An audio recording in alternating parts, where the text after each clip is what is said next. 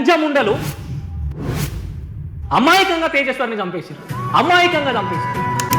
నాకు కావాలి నా కొడుకుని తెచ్చి వదిలేయవా అంతే. వ్యక్తి మాకు దొరకదు సార్. తల్లి పేగు చూడు ఎలా తల్లడిల్లిపోయేనయ్యా. ఆడుకుంటున్నాడు. వదిలేయండి, మీకు ఏం కావాలంటే కూడా ఇస్తా అంటాడేమో అనుంటాడు.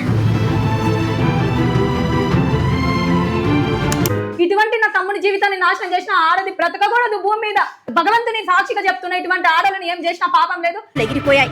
మర్డర్ చేసింది, చేయించింది భార్య సోనం రఘువంశీ అని తేలిపోయింది. సోనమే దగ్గరుండి మరి భర్తను ఓ గ్యాంగ్ తో చంపించింది. అనంతరం వారితో కలిసి భర్త మృతదేహాన్ని లోయలోకి తోసేసింది. ఆ తర్వాత హ్యాపీగా ఇండోర్కు ఒక గది అద్దెకు తీసుకుని ప్రియుడితో ఎంజాయ్ చేసింది. అటు తర్వాత వారిద్దరూ యూపీకి పారిపోయారు. మర్డర్ మిస్టరీ మొత్తం బయటపడడంతో జూన్ 9న గాజియాపూర్లో సోనం పోలీసులకు లొంగిపోయింది. ప్రస్తుతం మేఘాలయ పోలీస్ కస్టడీలో సోనంతో పాటు సహనిందితులు కూడా ఉన్నారు.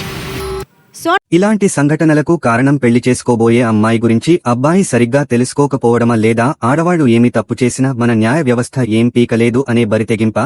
మీ అభిప్రాయాన్ని తెలుపగలరు.